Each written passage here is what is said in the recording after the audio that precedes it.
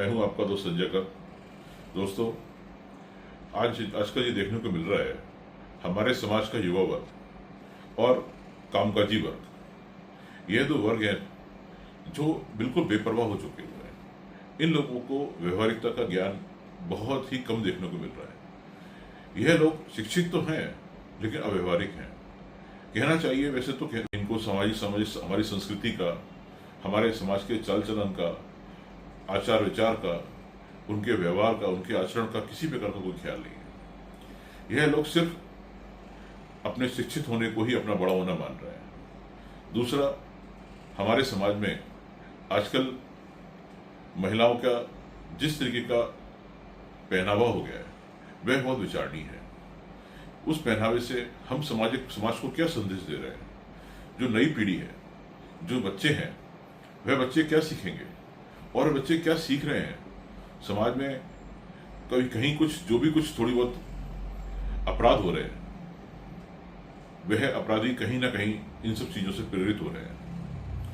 हम लोगों को विचार करना चाहिए कि हम इस तरह की कोई गलती ना करें। दूसरा, सबसे ज्यादा देखने को जो मिल रहा है वो एक ये चीज है कि माँ बाप शिक्षित तो हैं लेकिन उनके पास अपने बच्चों के लिए समय नहीं है। वह अपने बच्चों को सिर्फ पढ़ो पढ़ो का एक प्रेशर डालना चाहते हैं, पढ़ाना नहीं चाहते, क्योंकि पढ़ाने के लिए उनको समय ही नहीं है। वह सिर्फ एक ही रट लगाए हुए बच्चों को पढ़ो पढ़ो पढ़ो।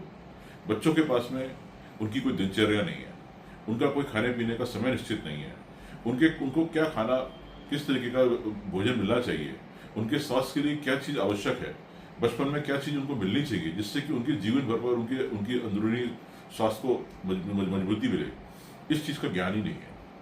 ना हमें ज्ञान लेना चाहते हैं। इस टाइप के अभिभावक कोई ज्ञान नहीं लेना चाहते हैं, ना कोई चीज समझना चाहते हैं। वह फास्ट फूड की तरफ इतने आकर्षित हो गए हैं।